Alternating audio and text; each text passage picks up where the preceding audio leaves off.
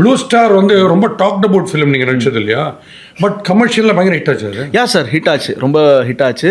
என்னன்னா அதுக்கப்புறம் ஒரு 3-4 months கழிச்சு லப்பர் பந்து ரிலீஸ் ஆச்சு. ஸோ ஐ திங்க் லப்பர் பண்டோட ஹியூஜ் சக்ஸஸ் வந்து இட் ஓவர் ஷேடோன்னு நினைக்கிறேன். அப்படியா? என்னையே நிறைய பேர் இப்போ கண்டுபிடிக்கிறாங்கன்னா லப்பர் பந்து நீங்கள் தானே.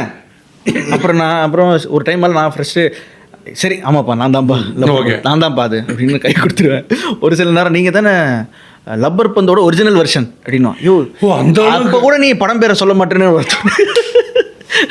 அப்படி எங்கள் படத்துக்கு பவர் ஸ்டார்னு வச்சுருக்கோம், மறந்துருக்க மாட்டாங்க. So because you are into cricket they found it easy to pick you on that. ஆமாம் சார், ஏன்னா இப்போ நான் சாந்தனு அசோக் செல்வன் ஒரு டீமில் வீக்கெண்ட் ஆடுவோம் சார். மாஸ்னு எங்கள் டீம் பேர். ஸோ எவ்ரி வீக்கெண்ட் நாங்கள் மேட்சஸ் ஆடுவோம்.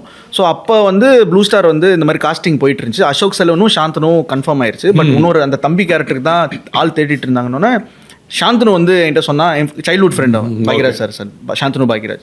ஸோ அவர் வந்து உன் ஃபோட்டோஸ் அனுப்பிச்சுட்றா, இந்த மாதிரி போயிட்டுருக்கு, நீ போய் பாரு. எந்த கேரக்டருக்குலாம் சொல்லலை. ஸோ அந்த டீமில் கிரிக்கெட் ஆட தெரிஞ்சவங்க தான் எடுக்கணும்னு இல்லாமல் சின்ஸ் ஐ ஹேட் எக்ஸ்பீரியன்ஸ் அவன் சொன்னான், போய் பார்த்தேன்.